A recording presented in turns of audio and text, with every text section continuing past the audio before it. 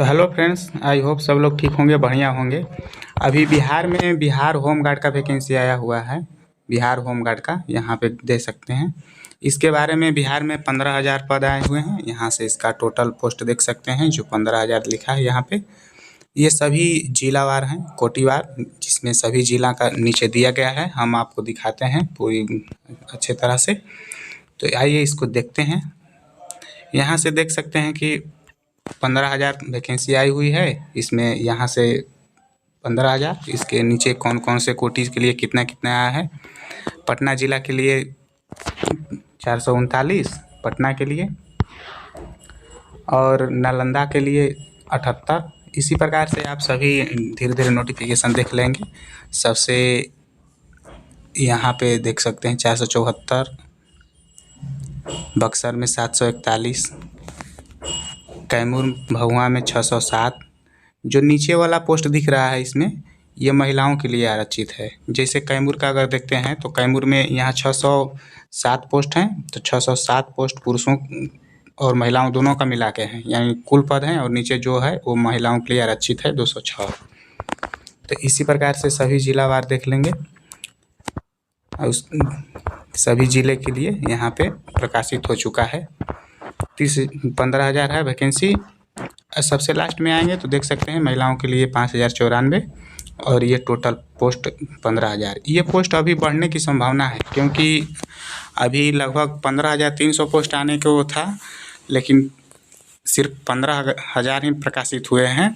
अभी official website पर ये नहीं प्रकाशित हुआ है। 1-2 दिन में हो जाएगा, नहीं तो अभी शो नहीं हो रहा है उस पर, लेकिन हो जाएगा। इसमें एज की बात कर लेते हैं तो ये एज काउंट होगा 1 जनवरी 2025 से। पुरुषों और महिलाओं के लिए 19 वर्ष मिनिमम होता है और मैक्सिमम 40 वर्ष। सभी आरक्षण कोटियों को थोड़ा सा ज़्यादा मिलता है। अब इसकी योग्यता की बात कर लेते हैं, शैक्षणिक योग्यता।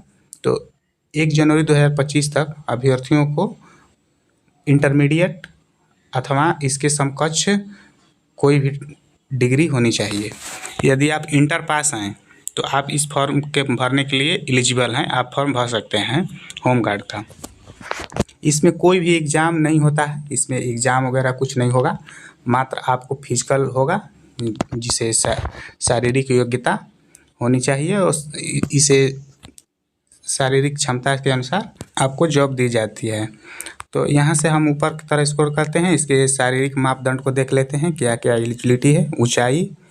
ऊंचाई है कि पुरुषों के लिए, पुरुष अभ्यर्थियों के लिए जो पूर्णिया और कोसी प्रमंडल के हैं उनको छोड़कर न्यूनतम 5 फीट 4 इंच। यहाँ देख सकते हैं कि 5 फीट 4 इंच यानी 162.56 सेंटीमीटर होना चाहिए। ये पुरुषों के लिए है जो कोसी प्रमंडल और पूर्णिया प्रमंडल को छोड़ के है। उसी प्रकार से अब आगे की तरफ देखेंगे कि 5 फीट 2 इंच है। ये उन विद्यार्थियों के लिए जो यहाँ पूर्णिया, अररिया, किशनगंज, कटिहार, सहरसा, सुपौल एवं मधेपुरा जिला के पुरुष अभ्यर्थियों के लिए न्यूनतम है, जो 157.2 सेंटीमीटर होगा सेंटीमीटर में। अब सभी वर्ग के महिलाओं अभ्यर्थियों के लिए न्यूनतम आयु 153 सेंटीमीटर है। जितनी भी महिलाएं हैं उनके लिए 153 सेंटीमीटर की ऊंचाई मांगी गई है, सिर्फ उतनी उनकी हाइट होनी चाहिए। अब इसमें सीना माप की देख लेते हैं। तो सीना माप में सभी पुरुषों के लिए, ये महिलाओं में नहीं होता है, यहाँ पे पढ़ सकते हैं सभी महिलाओं के लिए सीना की माप नहीं की जाती है। तो ये महिलाओं के लिए नहीं होता है, ये सिर्फ पुरुषों में होता है, जिसमें फुलाने पर 31 इंच यानी 79 सेंटीमीटर होनी चाहिए। और मधेपुरा पुरुषों के लिए, जो सुपौल, सहरसा, मधेपुरा, कटिहार, अररिया, किशनगंज, पूर्णिया हैं, उनके लिए 30 इंच यानी 76 सेंटीमीटर होना चाहिए। अब जो थर्ड जेंडर के लिए, ट्रांसजेंडर के लिए, उनकी महिलाओं के अनुसार उनका शारीरिक मापदंड होगा। जो शारीरिक परीक्षा है महिलाओं के अनुसार होगा, जो ट्रांसजेंडर में आते हैं। उसके बाद आपका चरित्र, कैरेक्टर, अभ्यर्थियों का नैतिक चरित्र स्वच्छ होना चाहिए। कोई भी FIR वगैरह नहीं होना चाहिए, तभी आप एलिजिबल रहेंगे। उसके बाद इसके आवेदन की बात कर लेते हैं। तो आपको 29 29 दिसंबर से शुरू हो रहा है और 19 जनवरी को समाप्त हो रहा है। अब इसका फॉर्म का फीस बात कर लेते हैं। 100 रुपया लगेगा सभी कोटि के लिए, जैसा कि बिहार सरकार ने सभी एग्जामों के लिए ये लागू कर दिया है कि मात्र 100 रुपये में आप कोई भी फॉर्म भर सकते हैं। अब ये 29 तारीख को फॉर्म स्टार्ट होगा और 19 तारीख को समाप्त होगा। उसके बाद इस तरह से ऊपर स्क्रॉल करेंगे, क्या क्या होंगे शारीरिक मापदंड में। 15 नंबर का टोटल होते हैं। यहाँ से 15 अंकों का शारीरिक योग्यता होता है। इसमें एग्जाम वगैरह नहीं होगा, सिर्फ फिजिकल के होगा। तो इसमें फिजिकल में क्या क्या होगा नीचे देख लेते हैं। 15 नंबर का होगा टोटल। यहाँ से इसका पूरा विवरण देख सकते हैं कि कौन कौन से कितना के लिए होगा। पुरुष और महिलाओं दोनों के लिए है। दौड़ होगा, ऊंची कूद, दौड़, ऊंची कूद और उसके बाद गोला फेंक। यहाँ से देख सकते हैं गोला फेंक। अंकों का प्रावधान है कैसे कैसे होगा। तो ये पुरुष अभ्यर्थियों के लिए है कि 1600 मीटर दौड़ना है, 6 मिनट के अंदर पूरी करना होगा। 6 मिनट से अधिक अगर समय लेते हैं आप तो एलिजिबल हो जाएंगे। तो यहाँ 6 मिनट के अंदर आपको दौड़ना है पुरुष अभ्यर्थियों के लिए। और महिलाओं के लिए है कि 800 मीटर है, 5 मिनट के अंदर आना है। अब ऊंची कूद में देख सकते हैं यहाँ पे कि अगर 4 फीट से कम दागते हैं तो 0, मैक्सिमम आपको 5 फीट तो 5 अंक पुरुष अभ्यर्थियों के लिए। वैसे ही 16 फीट अगर लंबी कूद करते हैं तो 5 अंक, और गोला फेंकते हैं 16 पाउंड का गोला 20 फीट तो आपको मिलेगा 5 अंक। टोटल हो जाएंगे 15 अंक। तो ये 15 अंक और इधर भी 15 अंक। महिलाओं के लिए थोड़ा सा कम रहता है।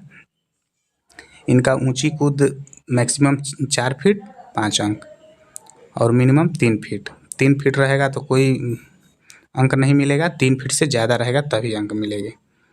उसके बाद लंबी कूद में मिनिमम 9 फीट और मैक्सिमम है 13 फीट, तभी आपको 5 अंक दिए जाएंगे। उसके बाद गोला फेंक है। गोला फेंक में भी देख सकते हैं कि मिनिमम है 14 फीट 10 फीट। 10 फीट से अधिक होगा तभी आपको अंक दिए जाएंगे, नहीं तो 0 नंबर मिलेगा। और मैक्सिमम है 14 फीट। 14 फीट पे आपको मिलेगा 15 अंक। तो ये टोटल आपको हो जाएंगे, यहाँ से भी 15, इधर भी 15 अंक मिल जाएंगे और इधर भी 15 अंक, यानी टोटल अंक 15 होंगे। मात्र इसमें फिजिकल ही होगा जिसमें ये सभी है, यही सब होगा। अब इसके नीचे चयन प्रक्रिया की बात कर लेते हैं। आपका मेडिकल होगा, चिकित्सीय परीक्षण होगा। उसके बाद मेधा सूची, किस तरह से मेरिट लिस्ट बनेगा यहाँ पे। तो आपको नामांकन हेतु शारीरिक दक्षता के तीनों प्रतिस्पर्धा यानी ऊंची कूद, लंबी कूद, गोला फेंक सभी में अंकों के आधार पर किया जाएगा। जो मेधा सूची है इसी के सभी अंकों के आधार पर बनाई जाएगी। उसके बाद जिसमें प्रथम रिक्ति में यहाँ पे 1.5 गुना अभ्यर्थियों को लिया जाएगा। पहले 1.5 गुना अभ्यर्थियों को लिया जाएगा, उसके बाद मेधा सूची के तैयार करने के प्रावधान का पालन किया जाएगा। अब 2 से अधिक अभ्यर्थियों के समान अंक होने पर 2 से अधिक अभ्यर्थियों के समान अंक आएंगे। मान लीजिए कोई 14 नंबर लाया और दूसरा भी 14 नंबर लाया, तो 14 नंबर अगर दोनों बराबर है तो सबसे पहले उसका एज देखा जाएगा कि जो ज़्यादा एज का है पहले उसको वरीयता दिया जाएगा। तो अधिक उम्र वाले को स्थान में, जो स्थान मेधा सूची लिस्ट है उसमें उस्तर यानी सबसे पहले रखा जाएगा। यहाँ से उसी प्रकार से अगर उसका समान अंक हो गया, जन्म तिथि भी समान हो गया, तो उसके बाद उसके शैक्षणिक योग्यता में इंटर में कितने अंक है, इंटर में जितने अंक हैं अगर तो उसके अनुसार जिसका ज़्यादा रहेगा उसको लिया जाएगा। अगर एज भी समान आ गया और अंक भी समान मिल गए तो उसके बाद उसके इंटर का देखा जाएगा। अब इंटर में कितने नंबर जिसके ज़्यादा हैं उसको लिया जाएगा। यदि ये तीनों समान आ जाते हैं तो अब आपका वर्णमाला के अनुसार देवनागरी लिपि में लिखा जाएगा। उस देवनागरी लिपि में आप में जिसका नाम पहले आएगा, जैसे मान लीजिए किसी का नाम है ए से अमित है मान लीजिए, तो पहले अमित और उसके बाद कोई है नाम आगे सुमित, तो पहले अमित को लिया जाएगा। इस प्रकार से देवनागरी लिपि में वर्णमाला को लिखकर उसके प्रथम अंक जो पहले आएंगे उसको लिया जाएगा। इस प्रकार से सभी कैंडिडेट को किया जाएगा। अगर कोई कैंडिडेट त्याग पत्र समर्पित निचले क्रमांक में उपस्थित कोटिवार के भर्ती के अनुसार नामांकन किया जाएगा। कैरेक्टर सर्टिफिकेट होना चाहिए, उसका भी सत्यापन किया जाएगा। उसके बाद पूरा यहाँ से पढ़ सकते हैं। पढ़ने के बाद यहाँ से ऑनलाइन आवेदन जब शुरू होगा 29 तारीख से, और लास्ट डेट है 19 जनवरी। ये 7 तारीख का है, 7 तारीख को प्रकाशित हुआ है ये। अभी इसका ऑनलाइन जो है वो 29 दिसंबर से शुरू हो रहा है, 29 दिसंबर से शुरू होगा और 19 जनवरी तक चलेगा। तो अभी आवेदन शुरू नहीं हुए हैं, तब तक सभी आप लोग नोटिफिकेशन पढ़ लीजिए ध्यान से, और सभी डॉक्यूमेंट जो लगेंगे उन सभी डॉक्यूमेंट को अपने पास रखिए और आवेदन करने के लिए एलिजिबल रहेंगे। यदि ये वीडियो आपको पसंद आई है तो लाइक कीजिएगा, और चैनल पर नए हैं तो सब्सक्राइब कर लीजिए। अगर आपको इसके रिलेटेड कोई भी इन्फॉर्मेशन चाहिए तो नीचे कमेंट बॉक्स में लिख दीजिएगा, मैं उस पर भी एक वीडियो बना दूंगा। तो मिलते हैं आपसे नेक्स्ट वीडियो में, तब तक के लिए धन्यवाद। Thanks for watching this video. Bye bye.